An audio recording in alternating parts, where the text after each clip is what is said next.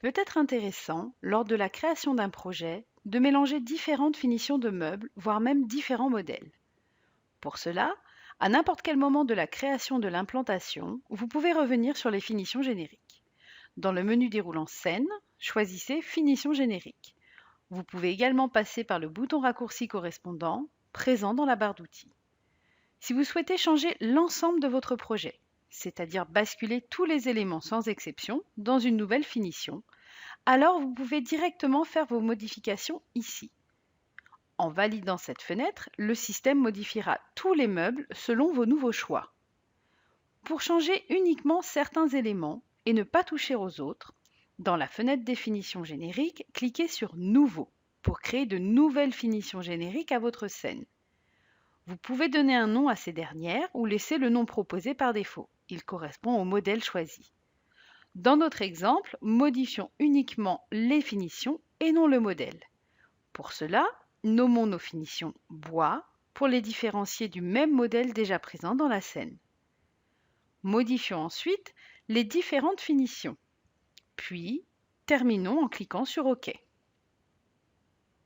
Choisissons maintenant les meubles que nous souhaitons modifier. Puis, avec un clic droit, choisir Finition. Allons chercher les finitions que nous venons de créer. Attention à bien aller les choisir en bas de cette fenêtre dans Générique de la scène. Avant de valider notre choix, n'oublions pas de coller les finitions à notre sélection, c'est-à-dire aux éléments préalablement sélectionnés. Cliquons maintenant sur OK. Pour une vérification rapide, repassons en vue 3D pour voir le résultat. Il est important de suivre ce cheminement pour mélanger différents modèles ou différentes finitions dans une même scène.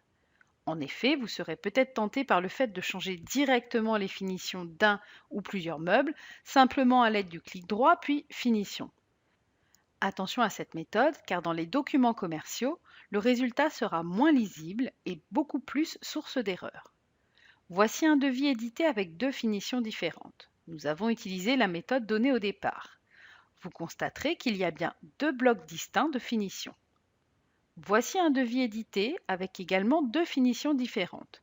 Nous avons utilisé la méthode consistant à modifier les finitions sans repasser par les finitions génériques. Vous constaterez qu'il n'y a qu'un seul bloc de meubles, les finitions génériques reprises étant celles indiquées au départ. Les meubles ayant des finitions différentes sont dans ce même bloc. Il faut alors bien lire le descriptif pour voir que les finitions ne sont pas les mêmes. Attention donc à votre façon de modifier les finitions d'un ou plusieurs meubles.